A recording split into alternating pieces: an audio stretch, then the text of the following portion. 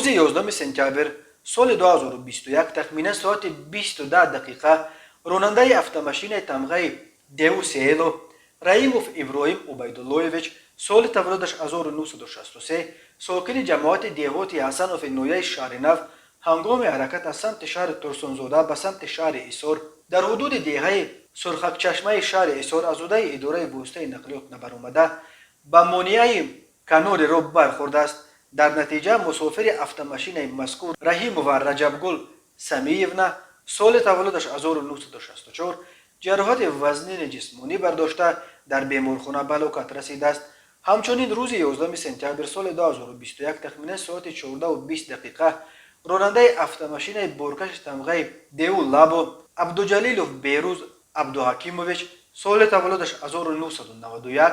ساکن شهر دوشنبه هنگام حرکت از سمت شهر بختر به سمت شهر دوشنبه در حدود جماعت دیهات قزلقلعه نویه خراسان قاعده های حرکت راه را تامین کردن نتوانسته به سمت مقابل راه برآمده به автомашین تمغه اوپل استرا تحت اداره راننده تورایف زاکر بوترویچ سال تولدش 1963 ساکن جماعت دیهات مینت‌آباد نویه کوشانیان برخورده است. در نتیجه راننده автомашین تمغه اوپل استرا تورایف جراحت وزنین جسمانی برداشته هنگام به بیمارخانه دسترس نمودن در راه به هلاکت رسیده است.